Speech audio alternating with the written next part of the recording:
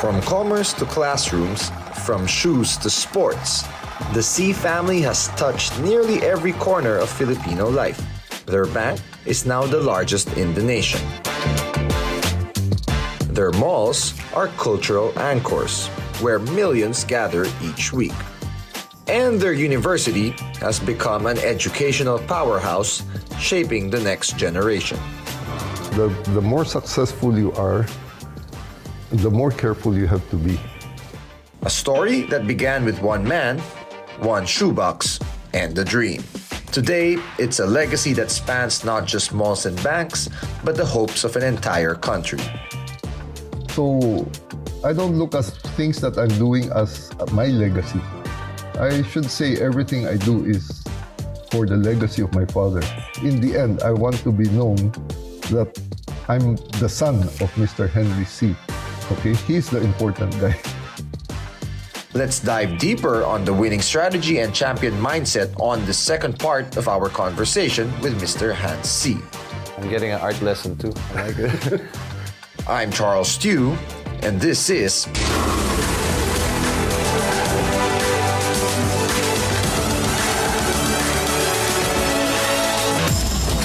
Beyond the Game. In terms of your whole family dynamic, like, how do you keep your whole family so grounded? Because I've known your family since eternity, since I was a child, but... What do you mean as a child? You were not even born yet. That's true. I know your father very well. But I just love how grounded everybody is. You never flaunt anything. Everybody's so humble. Was that something that, I mean, your father passed on to you? Parang, it's always been like that. Number one is my father is a good example. Like, I remember, he doesn't wear watches actually, but he finally wore one, and the one had an advertisement on it, something given to him. And people would ask him, why do you wear those things? You should be wearing Rolex, you should be wearing... My father would just answer, it tells me the same time. Why should I need a Rolex? So he lived by example. And then as it moved down to our family, one of the key things that has in the family business is communication. We continuously meet once a week, not necessarily on business alone, but just to communicate. This is with your siblings? Yes. Until today, we still do the same practice. In the office setting or even family meals, family gatherings? Well, it all started when we were growing up. My father would discuss with us about business over Sunday lunches. Until one day, I think the whole Sunday lunch was talking business. My mother got very upset and said, can you please people stop talking business? This is a Sunday lunch.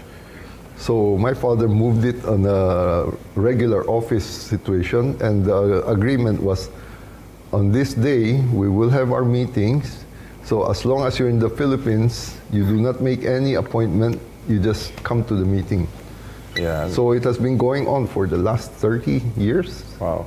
I guess it's no wonder why your family's in such good harmony. Everybody's still... Well, I would not say perfect, but that's where you solve the problem. That's true. Has it been something for you, like your children? Is it a must that they must work for the family? I mean, I know they also are kind of doing their own things in a way, but... No, well, we have this agreement among family members that everybody has the right to do what they want, as long as it doesn't conflict with our family business. Okay. So either you do something that is not related at all, just like Howard. Howard went into storage business, which SM doesn't have. And so he got the okay. We try to avoid family members to say, oh, I can get this franchise, can I open in the mall? We don't allow that. It's interesting. I don't know if we could share that when he was starting that business, obviously he probably asked you for help, but I know he kind of did things his own way. Yeah, Howard is the type who wants to do everything his own way.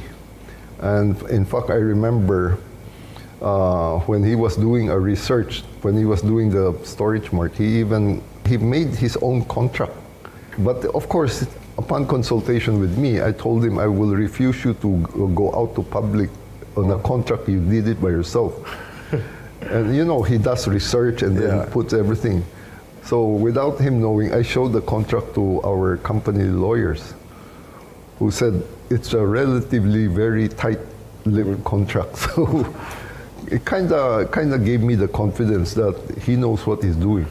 As a father, how did you kind of train your children to be like that? Or like, what are some of the lessons that you'd always harp on to them? I always tell them, whatever they do, they have to stay humble. That's the humility. That's where I want them to develop. Making money is not anymore a requirement. Making money is not anymore the top priority. But if you want to make money, you don't make money. As long as people respect you as a person, that's, to me, is more important now these days. I think we can say that about all your children. So I'm sure you've done a good job. But for you, for your family, I mean, obviously, being one of the wealthiest families in the Philippines, what keeps everybody motivated to continue to grow the business? Because, I mean, quite frankly, I think if you just relaxed, or you'd be okay for the next, I don't know, how many generations? That's a good question. That's what the media always make it come out, that we're the wealthiest family. Please, I'd like to correct that. I wish how true that statement was. Okay. I wish all the cash or value they put upon me is in my pocket.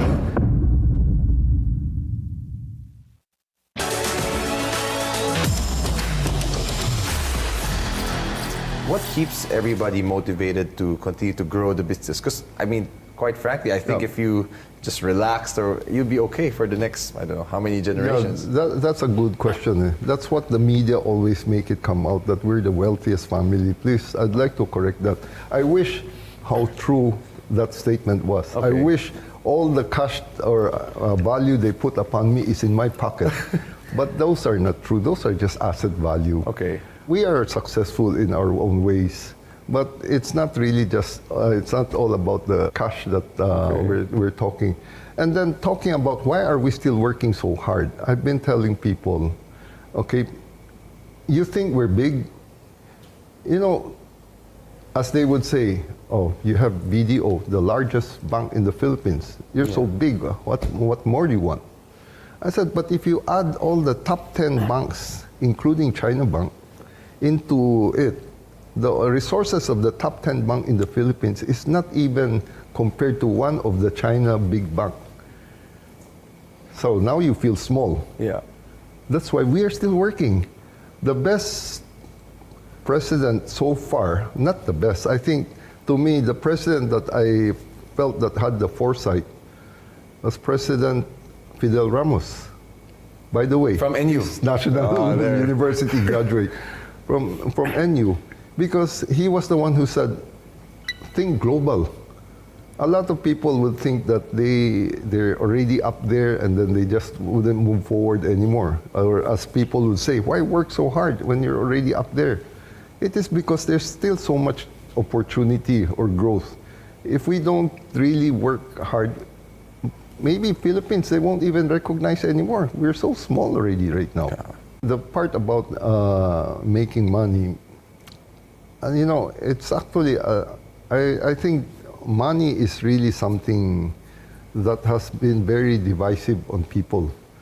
So why couldn't we make money and also see everybody also benefit from it? So I always now having to say, making money is not just all about making money. Making money is really how to make everyone's dream come true also. Maybe not completely, but at least a step closer to their dreams. So that's why, like Mall of Asia, you can see how the whole Mall of Asia has grown. If I were to just say, hey, the shopping mall makes all the money and I don't do other things, that's about making money. But why did we have to go to the arena, to convention center, to the hotels, okay, and now to even a Galleon Museum? Yeah. If I were to expect all of them to make as much money as the shopping center, then I should not be doing it. But I know with all of them together, it adds value and it brings more business to the shopping center. So that's how I meant by don't just focus on making money, look at the bigger picture.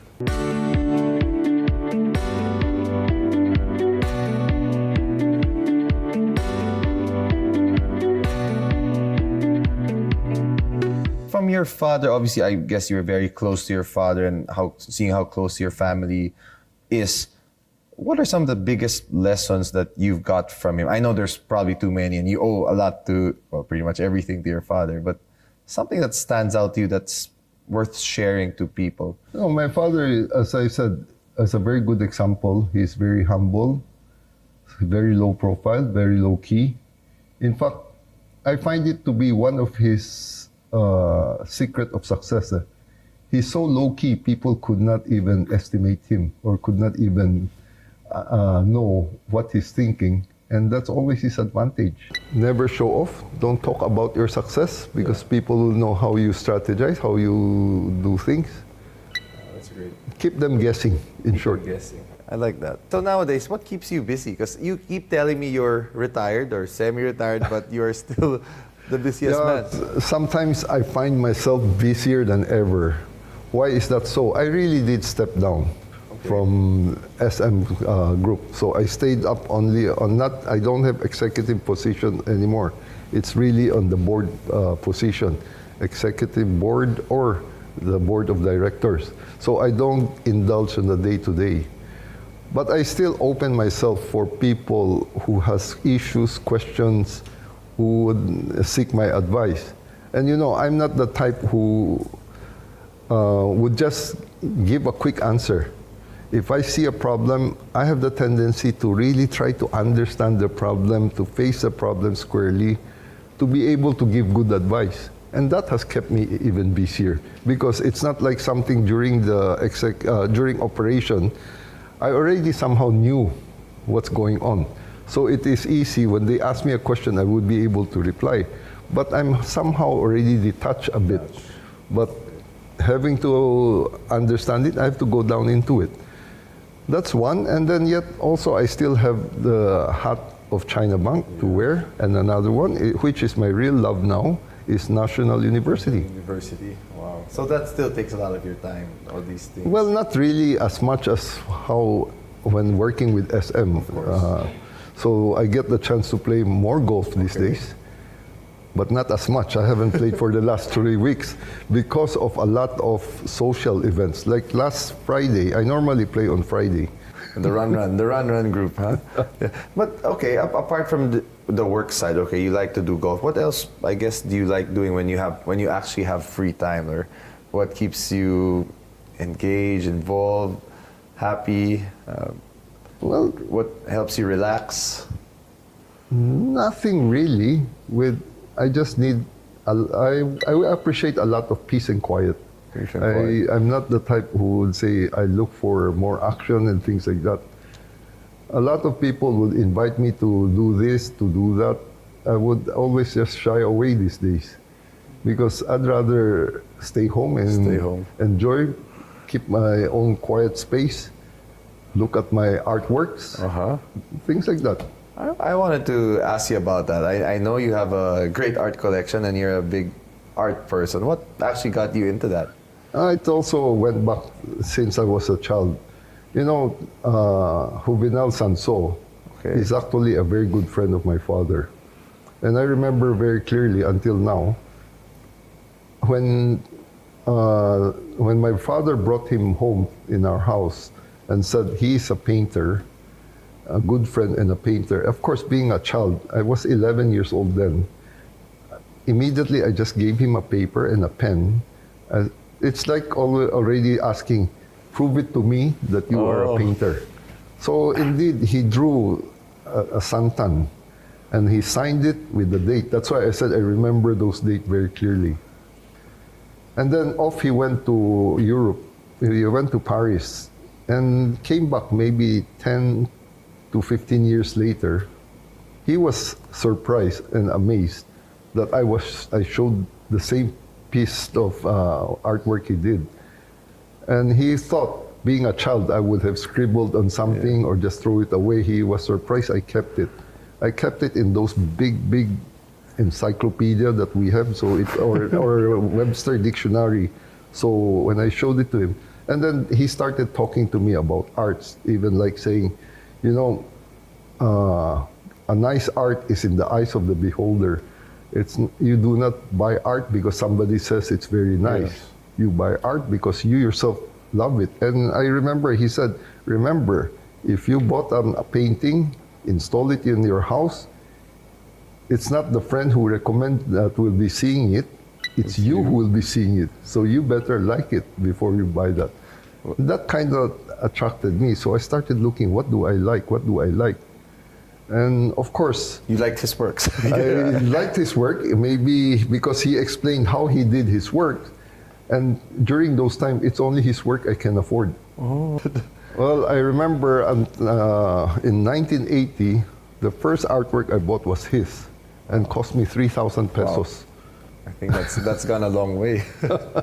Well, this is his painting, right? Yes, this is one of his, because he doesn't really do much Portraits. but since he's a good friend of my father, he did it. And would you believe this is the second work? Okay. The first work, my father didn't like it. And they're so good friends. My father can just tell him off. He said, I don't like it because I'm not smiling there. I call him Tito Jovi. I remember seeing him asking me for a pen, and I would ask him, why? He said, it's not smiling. I cannot change his picture. His picture showed he wasn't smiling. So he wanted to do a smiley over the artwork. But then again, he did another one, and this one my father liked. I'll show you my favorite artwork. Okay, let's do that. This one. Nice. Who is it, or what's it? What's it? That's Nicole Coson. Oh, of course. That's her latest series. And to think, I didn't even get it from her. Oh, actually, I never really knew that you were into art until lately. Do you still follow basketball? You yourself used to play basketball for Xavier back in the day. I heard a lot of stories. Yeah, those are some of the stories I can forget.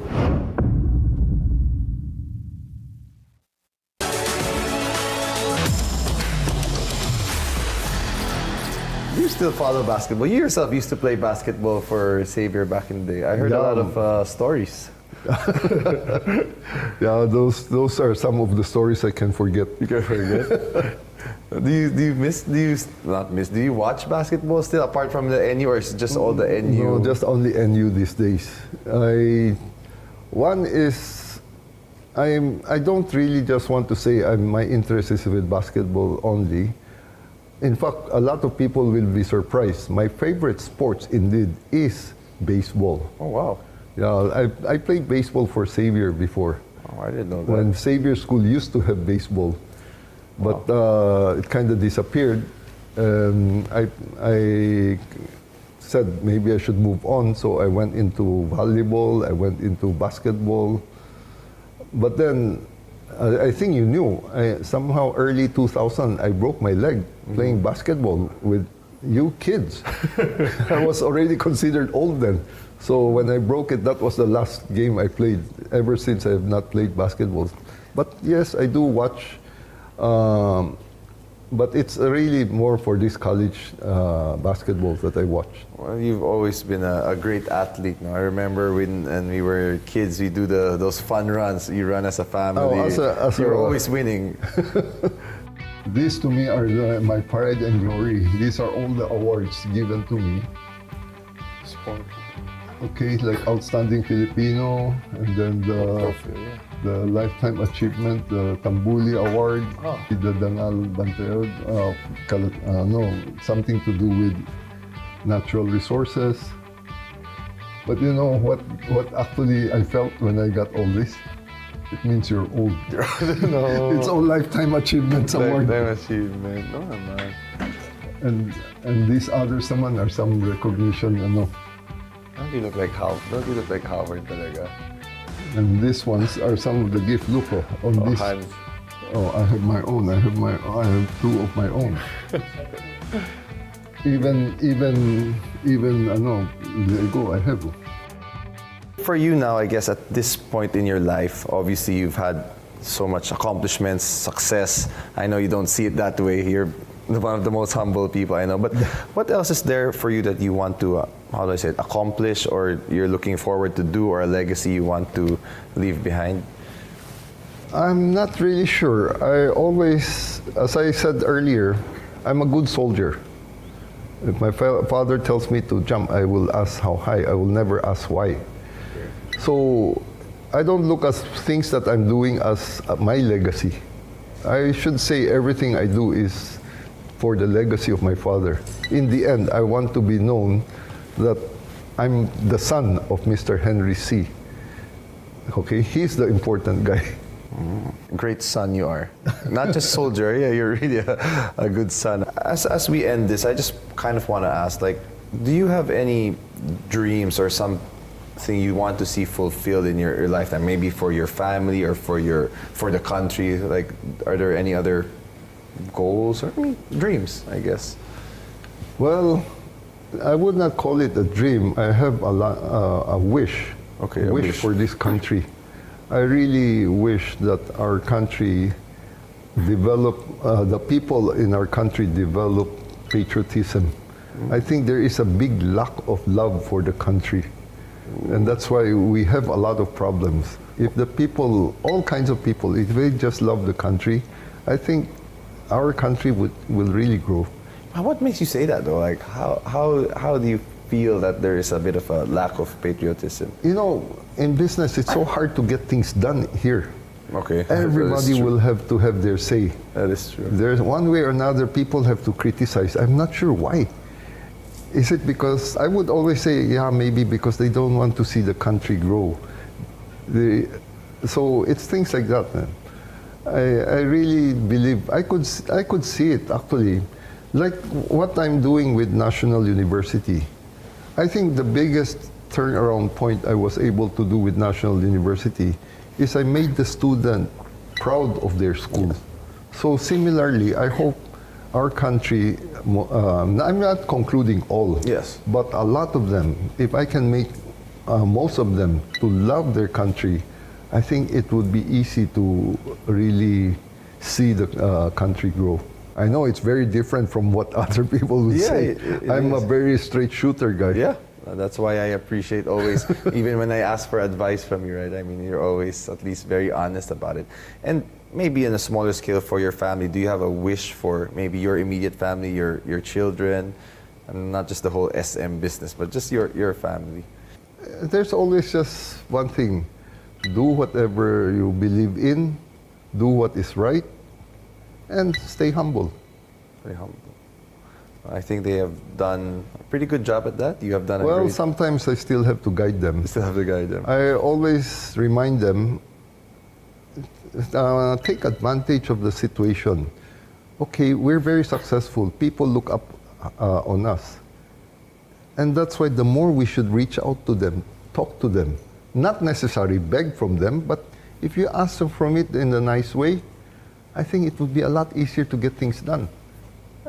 Do you feel as I consider you a personality, because when you walk into a room, wherever it is, everybody stops and, you have that presence. Do you feel a bit of a responsibility being a personality where you kind of have to... Oh yeah, that's always in our the more successful you are, the more careful you have to be. Okay? Because, and just exactly following my father's footsteps, he was very successful and he was an example. So you just have to be a good example. Ninong, thank you so much for your time, your precious time, and all the lessons that you shared. It's an honor to have you. The C story isn't just about becoming the richest family in the Philippines. It's about how one family, from the humblest beginnings, built spaces where a nation shops,